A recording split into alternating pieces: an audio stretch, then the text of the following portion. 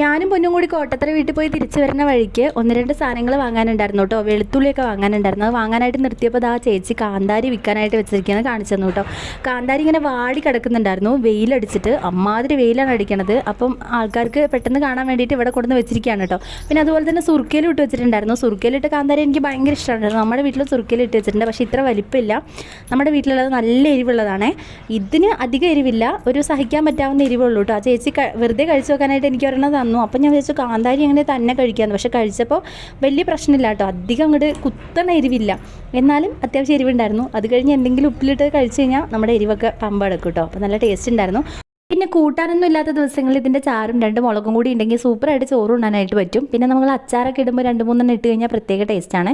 അങ്ങനെ ഞങ്ങൾ മിക്സഡ് ആയിട്ടുള്ള ഒരു ഉപ്പിലിട്ടതും കൂടി വാങ്ങിയിട്ടുണ്ടായിരുന്നു. പൊന്നു ആദ്യം എടുത്ത് കയ്യിൽ വെച്ചത് വെറും നെല്ലിക്ക ഉപ്പിലിട്ടതായിരുന്നു. അപ്പം ഞാൻ പറഞ്ഞു ഇത് വാങ്ങാനായിട്ട്. ഇതിലാണെങ്കിൽ ക്യാരറ്റ് ഉണ്ട്, മാങ്ങയുണ്ട്, അരിനെല്ലിക്കയും പച്ചമുളകും എല്ലാം കൂടി ഉണ്ട് കേട്ടോ. ഇത് ഒറ്റ കവറിലാക്കി ഇങ്ങനെ പാക്ക് ചെയ്ത് വെച്ചിരിക്കണം. അപ്പോൾ അതൊരെണ്ണം വാങ്ങിയിട്ട് ഞങ്ങൾ വീട്ടിലേക്ക് പോയി കേട്ടോ. ഈ സാധനങ്ങളൊക്കെ വീട്ടിലിട്ട് വെച്ചാലും മതി കേട്ടോ. നമുക്ക് സുർക്കയിലിട്ട് വെച്ച് കഴിഞ്ഞാൽ നമുക്ക് വെജിറ്റബിൾസ് ഒക്കെ ഇട്ട് കഴിഞ്ഞാൽ നല്ല ടേസ്റ്റാണ്.